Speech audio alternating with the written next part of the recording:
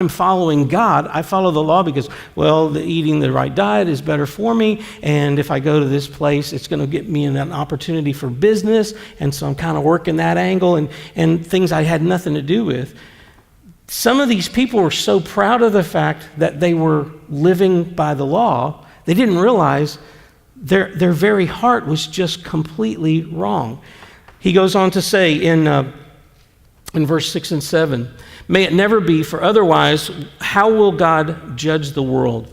But if through my lie the truth of God abounded to his glory, why am I also still being judged as a sinner?" Questions, questions, questions. God can only be true. God can only be just. He can only be pure. He has no other option. May it never be, for otherwise how will God judge the world? It's laying out the whole picture here of, could God be wrong? Could God unjustly do anything? Could God unrighteously do anything? And the answer is no. Verse 8, "And why not say, as we are slanderously reported, and as some claim that we are, let us do the evil that good may come. Their condemnation is just." What was happening in Paul, just like today, another problem with reading excerpts out of a letter, or you take an excerpt out of a speech, a person made a speech, let's take this one line and we can make it say whatever we want to make it say, because out of context it sounds horrible. But if we put it back in context, whatever you don't, let it be in context. I have been accused for the past several years, I have been accused of being one of those, you're one of those once saved, always saved, so you can live however you want people. Okay? What do they mean by that? Well, they mean by that I'm a person who believes that the grace of God covers all of my sin, not just the ones that I've put right and I've worked for myself. I believe that all of my sins hung on the cross.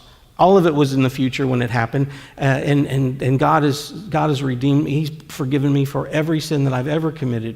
That all the wrath God ever had stored up for Mike Peasall is already gone. So yes, I don't believe that I can lose my salvation. And yes, I believe I could live however I want, and I believe that I'm living now like He wants me to live. Am I perfect in that? No. But I don't get up every morning and go, what can I get away with today? I don't do that anymore. I'm like, how can I serve the kingdom today? I have the freedom to do whatever as He's laying these things out. We were kidding earlier, Sarah was talking about she could never live anywhere too far west because of what it would do for her hair. It's like, and I was being funny and I said, well, I'll go anywhere God will send me because I'm more spiritual, as long as it's on my list. He can choose anything from my list, God, that you want to. But no, we know that sometimes people will pick things out, and they were doing this to Paul. They were saying, Paul's saying, you don't even have to be circumcised. He's saying this, he's saying that, he's saying all these things, and he doesn't even know what he's talking about.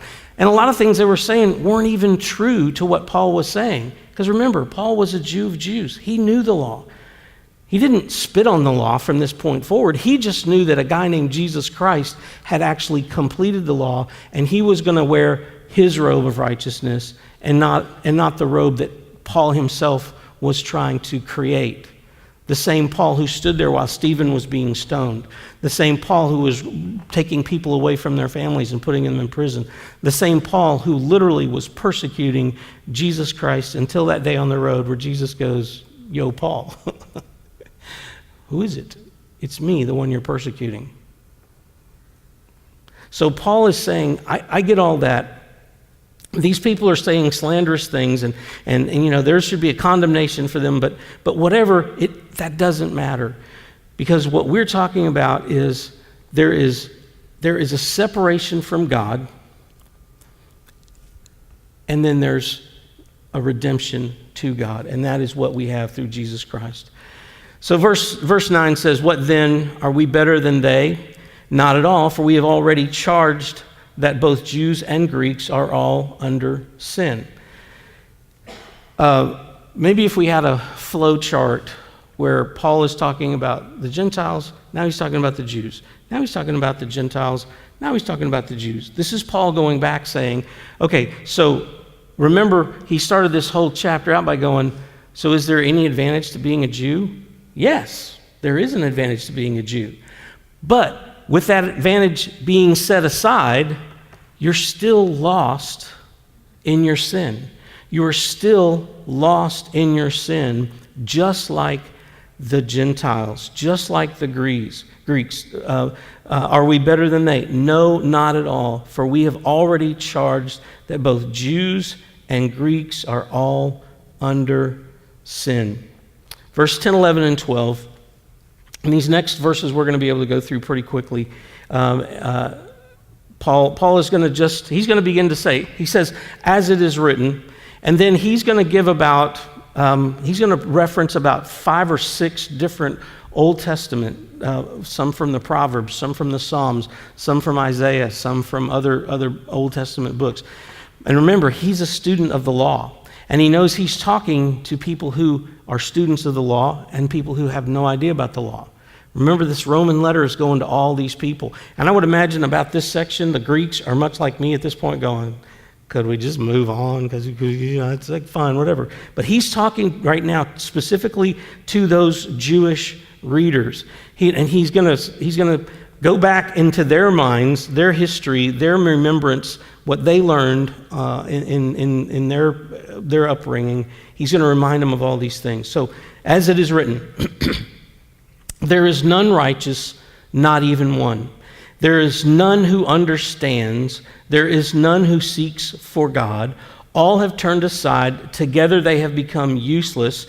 There is none who does good. There is not even one. This comes from Psalm 14, verses 1 through 3. God looks down. God is looking down. In the Psalm, it says that God looks down to see if anybody is following His law. And he said, nope, not one. There's just not one. How many people did God find faithful whenever He had Noah built that ark? Just Noah. So God every once in a while would look down and He would see there's nobody looking up to me. There's nobody following the law that I've written on their heart. And Paul is just trying to remind these readers, your own scripture condemns the fact that you think, I'm good because I keep the law. Well, according to what God said in the Psalms, and I'm reminding you, He said there's not one. There's just not one. And then verse 13 is more. Their throat is an open grave. With their tongues they keep deceiving. The poisons of asp is under their lips. This comes straight from Psalms chapter 5, verse 9. He says they're unfaithful, they're deceitful, they're full of death. Okay. And remember, this is the bad news. Okay, don't forget. This isn't the good news. But you could have somebody say, well, in the book of Romans, in the 3rd chapter, it tells me that I am ... Okay, my question is, have you been redeemed by the blood of the Lamb? Well, yeah, okay, then you're not that anymore, because that was talking about the unredeemed. It's not talking about the redeemed. Well, but every once in a while, I'm there too with you. None of us live this out perfectly, but that's not who we are anymore in God's book. Verse 14. Whose mouth is full of cursing and bitterness.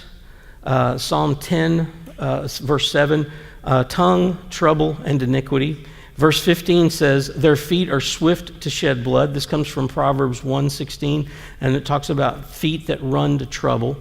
Verse 16 and 17 says, destruction and misery are in their paths, and the path of peace they have not known. And this comes from Isaiah 59, 7 and 8. They don't know peace, but they do know iniquity. Verse 18, there is no fear of God before their eyes. This comes from both Proverbs 1:7, the fear of the Lord is the beginning of knowledge, and from Psalm 36:1, there is no fear of God in the transgressor's eyes. And then finally, verse 19 and 20. Now we know that whatever the law says, it speaks to those who are under the law, so that every mouth may be closed and all the world may become accountable to God. Because by the works of the law, no flesh will be justified in His sight, for through the law comes the knowledge of sin. Okay, not that we need to belabor this, but I'm just going to read this together. There is none righteous, not even one. There is none who understands. There is none who seeks for God. All have turned aside together. They have become useless. There is none who does good. There is not even one. Their throat is an open grave. With their tongues they keep deceiving. The poison of asp is under their lips, whose mouth is full of cursing and bitterness. Their feet are swift to shed blood. Destruction and misery are in their path, and the path of peace they have not known. There is no fear of God before their eyes. That's what being unredeemed is like. We live in a society where we see that. Well, yeah, we see that all the time. We see that in political figures. We see that in religious figures. We see that in superstars and millionaires, and we see that we see that all the time. He's given us a great description, going back and pulling that out and saying, here's how God views sin. Here's how God views unrighteousness. And remember, He's pure and righteous and holy and just, and He has every right to pour out wrath on sinful man. But He loved us so much that He was willing to make a way where there was no way. So as we look at all this, and again, I wish Paul would have done the condensed version of the bad news, but because we're trying to work through the entire book, and we're going to look at all of it. But don't forget that the good news is this is what we once were. This is what we once were. This is not what we are anymore. So when people say, are you a Romans 7 or a Romans 8 Christian or whatever, look, if you've been redeemed by the blood of the Lamb, you're not in Romans chapter 3. You're not there, okay? Don't let that become who you think you are. Those of you who are reading through the New Testament, if you're in Acts, I'm a little off, but we all knew I'm a little off. I'm a little off of my reading, but we were getting to that council where they had the Greeks and they were receiving the Holy Spirit and they were getting saved, and the Jews over in Jerusalem were saying, "No, wait a minute, we need to tell them that you got to get circumcised and you're gonna have to follow a couple of the laws." And remember, James, the brother of Jesus, is the one saying, "Why are we going to put that on them? Their hearts are right. Let's just give them some instructions that, hey, you need to stay away from some things that'll weigh you down, but let's not put them back under the law." Jesus came so that we don't have to be under the law because He took care of the law. So you get to live however you want, as long as you're living like He wants. Yes, that's the point. What did Jesus do? Whatever the Father said to do. If that becomes my mantra, I'm going to do what God says to do today. How much sin am I going to get into? Not a whole lot. If I can really just focus on, okay, God, should I go over there and smack that person, or should I just walk on and pray for them? Now, He might tell you to smack them. I'm just saying that might happen.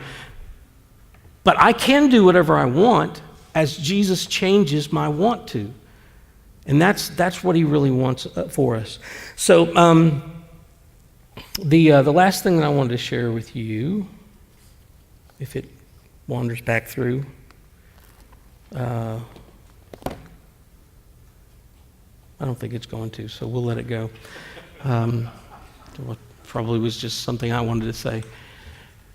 So next week we'll turn. We're still in verse chapter 3, and it's not quite as heavy as this was. And again, remember, this is talking to those who have not yet been redeemed. It's talking about this is what an unredeemed person looks like. As a redeemed person, this is not what I look like. This isn't what I'm supposed to be. And I remember now what it was. I've been watching some videos. From time to time, I'll see videos that are, and I think I may have shared this before, but I like to click on videos. And now there's this guy who, he's making a living apparently, or at least pretend living. He's making a living by taking religious people or church people and saying the apostasy of bum, bum, bum, And so he's gone and he's listened to hours and hours and hours of people's teachings. And he says, this person said this one time, and so that makes them be an apostate, and he's preaching and